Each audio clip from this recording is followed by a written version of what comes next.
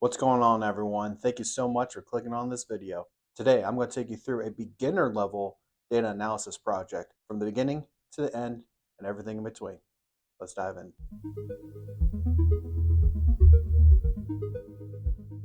Now, before we get into it too much, if this video ends up helping you out, please like it.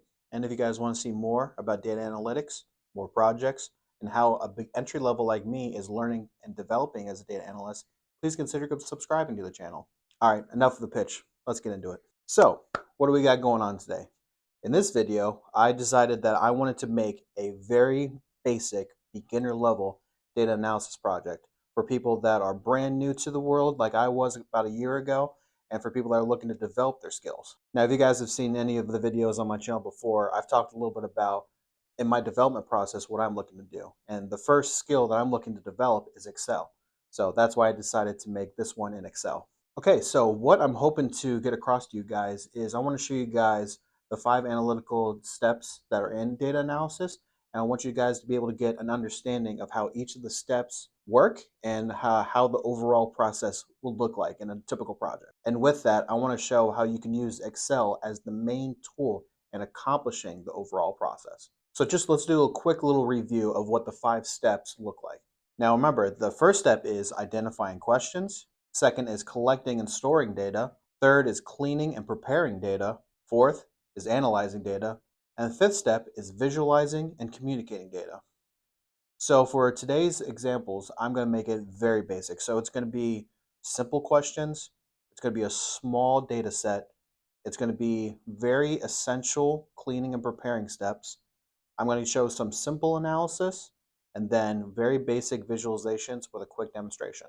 Okay, so like I said, I did a very similar project about a year ago when I was making my transition from a different career into data analysis. So I'm going to show you the data set that I used, and I've structured it a little bit differently because obviously I'm trying to make it more basic. But yeah, so let me break down what I did. So I used to coach junior high and high school wrestling, and one of the things that we used to do was analyze college, world, and Olympic style wrestling for our kids. And so I thought, if I want to do a project that shows something that I'm passionate about and something that I can get creative with, it'd be something with wrestling. So what I did about a year ago was I was like, let me look at the 2023 NCAA Wrestling Championships and let me do an analysis of it. And so that's how I came up with the data set that I'm about to show you guys. So in order to analyze the NCAA Wrestling Championships, I decided, let me take the 5 steps of analysis. Let's go through it. So first one, identifying questions. What I wanted to know from the NCAA Wrestling Championships was, what did the average finalist look like? Where were the finalists from? And how did each of the year classes do going into the finals? So to be a little bit more specific, what I want to know is, who were the finalists? How many years had they wrestled in college? What colleges did they attend?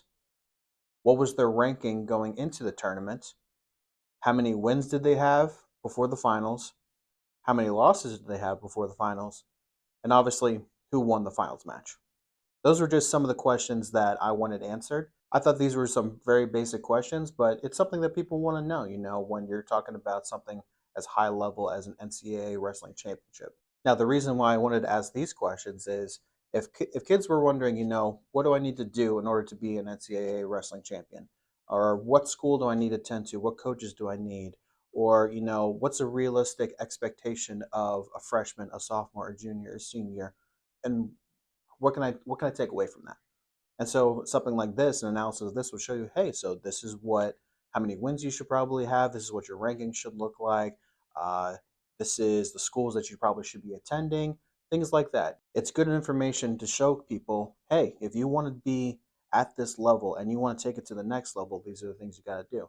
So this is just a nice little project to be like, hey, this is what we can take away from the 2023 NCAA Wrestling Championships. Okay, so collecting the data. So what I did was I did what's called first-party collection data. So basically what that means is I went and got the data myself. And how I did that was through documentation review, which was basically I went through the NCAA wrestling portals and the individual colleges portals to get this information. And also just observation, which if there wasn't information on any of those websites, I went to the NCAA wrestling footage and I observed through the videos any information that was missing. Now with that, with the questions, there's qualitative data and quantitative data. So simple quantitative data would be, wins, losses, rankings, and qualitative data would be what year class were they and what schools did they attend. So it's a little bit of everything. If you guys want a little bit more of a breakdown on what each of these steps are, I'm going to make videos on them separately. But like I said, this is very basic. So first party collection, I'm collecting qualitative and quantitative data, and I'm using document review and observation. Now, what I did was I just opened up an Excel spreadsheet, listed the information I had in the worksheet, and then I stored my raw data in a file. And then for this project, I created a worksheet based off of the raw data, and I've saved that separate in a different area. All right, so let's get into the best part, which is cleaning and preparing data. Let's open up our data set, take a look at it. All right, so we're looking at our data set here, showing the spacing is a little far out. So what the first thing I'm going to do is clean up the widths of the columns and the rows. So top left, select all. We're going to click in between two of the columns, and that's going to automatically adjust the width to them. And after that's cleaned up, we're going to do the same thing to the rows. Keep the select all, click between two of the rows. It's going to auto adjust the rows. So now that we got our rows nice and fixed up, you can tell that the data, some of them are on the left, some on the right, some in the center. So I'm going to fix that and put everything in the center. All right, so we're going to stay home, go up to alignment, and then we're going to click on center. And that's going to put all the data that's in our columns in the center of those cells. All right, so next thing we're going to do, I'm going to get rid of all the grid locks, which is basically all the outlines of the cells. So what we're going to do is go to page layout, under grid lines, click where it says view, and that's going to get rid of all the grid lines outside of our data. Now to get the ones inside of our data, we're going to have to select the data, and then we're going to right click. All right, once we've right clicked with our mouse, we're going to go down to format cells. Click on format cells. All right, and then under format cells, we're going to go to border, and on the top under where it says presets, we're going to select none and hit OK. And that's going to remove all the borders that are in between and around our cells. So now we got a nice looking spreadsheet. Everything still looks a little bunched up, so I'm going to spread it out just a little bit. I like to have a little bit of space in between my columns, but this is really up to your preference and what you think looks better. So, all right, so first thing that we're going to do in prepping our data is we're going to go to review, and we're going to do a spell check. Okay, so first thing that pops up, it looks like sophomore is misspelled. I definitely did that on purpose.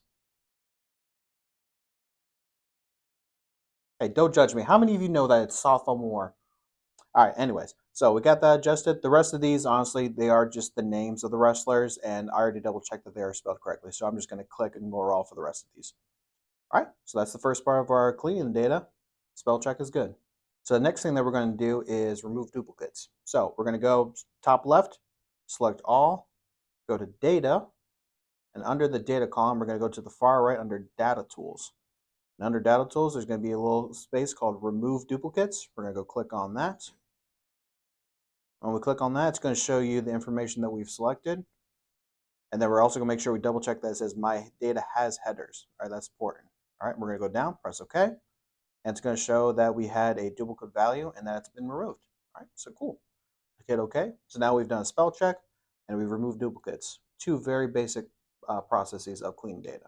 Okay, so now we're going to look at the filter function. So we're going to go up to data, sort and filter, click on the filter tab, and that's going to show you on the top column, or sorry, the top row rather, a drop down for each of these. All right, let's spread these out a little bit. That way we can still see the verbiage in the cells and see the drop down. Okay, so we're now going to use the filter functions to observe our data to see if we can find any mistakes. So first thing we're going to do is let's check out the names, see if there's anything that looks a little bit odd with the names.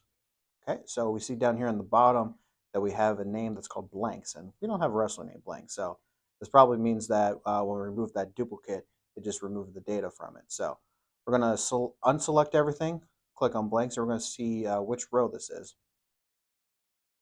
Okay, so it looks like row 22, everything was removed from it, but it still counted as blank. So what we're going to do is we're going to delete it. So we're going to right click, delete row. All right, so that takes away all the blanks from that row 22 back. So let's go back and double check that. All right, you can see no more blanks there at the bottom. So we're good to go from that. Okay, we're going to reselect, get all of our data back together. Gone through names. So next thing we're going to check is weight class.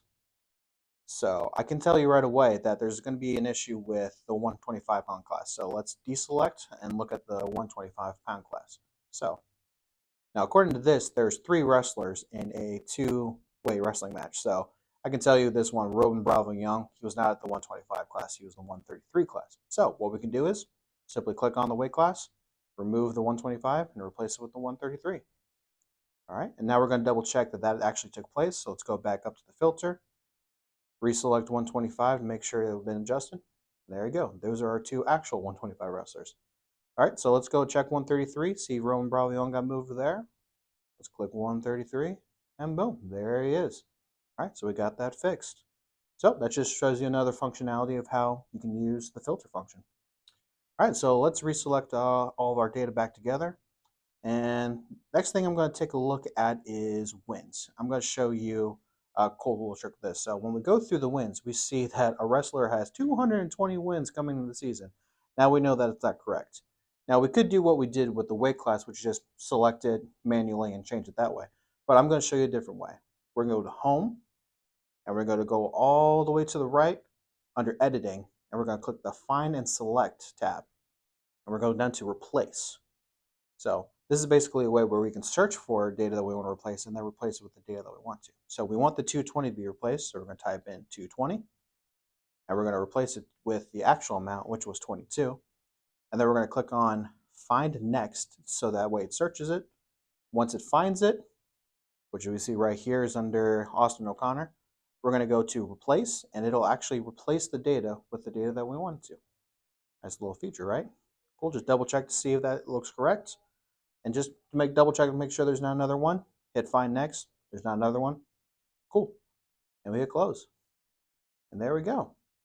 All right, so that's just some of the functionality that you can do with the filter function.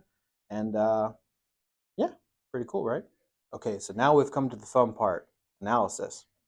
I'm pretty sure I said the same thing for cleaning and prepping data. They're both pretty fun, I'm not gonna lie. All right, let's take a look at this. So we're gonna do some descriptive statistics. Now, if you don't know what that is, very basically it means, all right, what happens? And we're gonna show some data to show what happened at the finals. So first thing we're going to do is I want to show what the winning percentage of the wrestlers were going into the finals. Now, one of the ways you can do this is by doing a self-calculation. So all we're going to do is select the equal sign. We're going to take the wins and divide it by wins plus losses on the bottom, which is just basic winning percentage. All right, so we're going to type it in. We got wins, dividing, parentheses, wins plus losses. Then we just hit enter. And that's going to give us our decimal point. And then we're going to do this for all the data. So we're going to select the cell, and on the bottom right, we're going to look for the little black X, or sorry, cross, and then we're going to drag that all the way down through our data. And that's going to apply the function that we just did all the way through our data. Now, winning percentage, we can look at it as a decimal, but we'd rather have it as a percentage. So to clean that up, we're going to go over to number, click where the down arrow is where it says general, and we're going to go down to percentage, and that's actually going to put it into a full percentage. And as you can see, it's a percentage with 2 decimal points. Now, if you want to adjust it, you can go over here just above where number was, and you can see you can decrease the number of decimals all the way down to a whole number, or even increase it to multiple if that's what you wanted to do. Cool. So just a little functionality for you. All right, so now we're actually going to show a descriptive statistic analysis. So we're going to go over to data, and we're going to use the data analysis package, and we're going to click on that. And with that, one of the options is descriptive statistics. So we're going to select that, hit OK. All right, so then we're going to select the data. So what I want to show is rankings, wins, and losses. So basically, what did they average, wrestler, how many average wins did they have, how many losses did they have, what was the ranking? So now when we do this, make sure you fill out that the labels are in the first row, just like what we did before. And then we're going to click on Summary Statistics. So this is going to give us a whole bunch of descriptive statistics, which is easier than us doing it by hand. And boom. All right, so we had to go to a different sheet. So down at the bottom, you can see that there's sheet one, separate one. All right, so let's just clean this up a little bit and make it look a little more presentable. So like I said, you can select all, double click the columns, we'll spread out the columns. And for me, I don't really want all of this data, so we're going to get rid of some of these. I'm going to get rid of standard error, standard deviation, sample variance, kurtosis, skewness. I'll get rid of range, and let's get rid of count. I think that's what I want to keep. Yeah, so we're just going to delete these rows. We're going to clean this up then. Yeah, this is basically one. So basically what I'm trying to show is what was the mean, wins, median, mode, minimum, maximum sum. All right, so let's clean this up. We only really need one column of what's the word that I'm looking for right now? Why am I drawing a blank? So we're just going to do one column of showing the mean, mode, median, maximum, and sum. So what we're going to do is we're going to rearrange our data to show ranking, wins, and losses, and we're just going to put them all together with the proper labels up of them. Okay. Now, the whole purpose of this, obviously, is to make it look more presentable. That way, when we do talk about these descriptive statistics, it's much easier for them to see it and much easier for us to explain it. Okay. All right, now that we have everything together, I'm going to get rid of my grid lines. Gotta clean up some of this extra stuff. Just using the same principles that we did before. We're going to go down to Format Cells, get none. All right, and then for me, I'm actually going to do a border line around all this. That way it's all looks like a box together. So same thing, Format Cells, but then I'm going to click on Outline. That's going to put a perimeter around all of our data. So then I can select it, put it in the center of our spreadsheet, and now it looks a lot more presentable. All right, so now that we've done some descriptive statistics, the next thing we're going to do is visualizations. So I'm going to show you some pretty basics visualizations. We're going to go with some pie charts and some bar charts. So, all right, let's get into it. All right, so we're going to go back to our original raw data, and we're going to go up to Insert, and we're going to use pivot tables for this. All right, so we're going to click on Pivot Table. Then we're going to select all of our data. All right, once we got that selected, I'm going to go to New Worksheet because same thing. I just want to keep everything separated. Hit OK. All right, so you can see here on the pivot table on the right, we have all of our different classes. So what I'm going to show is I'm going to take the class year, going down to the rows, and then I'm going to take match results, put that under my columns, and I'm also going to put it under values. Now what this is going to show is how our class years did. So this is going to break down what class year lost a match, won a match, and then the total matches overall. So this kind of answers our question in the beginning of how did the class years do. All right, now that we have our data selected, we're going to create a chart for this. So we're going to select our data, go up to Insert, and then I'm going to show a bar graph for this. So let's click on 3D column, and I'm just going to use the first option just because I think it looks cool. All right, so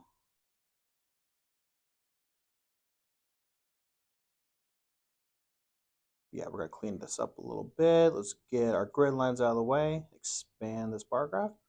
All right, so this is a pretty good visual tool of showing how each of the classes did and whether they won or lost their matches and how it looks compared to the rest of the classes.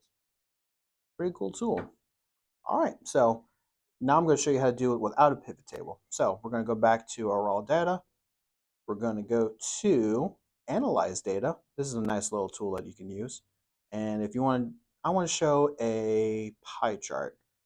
What would be a good thing for pie chart? How about we show a pie chart of the schools? That way we can show a breakdown of the schools. All right, so we're going to do pie chart of schools. Do a little search. All right, cool. And then it already has a pivot table created for us with a pie chart. So nice little nifty tool, right? And it's already, the grid lines are already moved. We can just expand our graph. All right, and there you go. A nice visualization of what the schools look like. Now, obviously, Penn State dominated because Penn State's the best right now. Yeah. All right, so there it is. That is a very basic overview of steps 1 through 5 of the data analysis process. Um, if you guys are looking for a little bit more detail or something that's a little bit more advanced, I'm going to do a video using this data with a little bit more data, but I'm going to create an intermediate level one, and then I'm hopefully going to do an expert level one, and then I'm going to do a masterclass level one. Now, part of that is, like I said, I'm an entry level data analyst. I'm still learning. I'm still developing. So once I get through the process of feeling comfortable of presenting it, I'll come out with those videos then. So thank you guys again for clicking on this video. If this was helpful at all, please consider liking this, and I'll see you guys in the next video.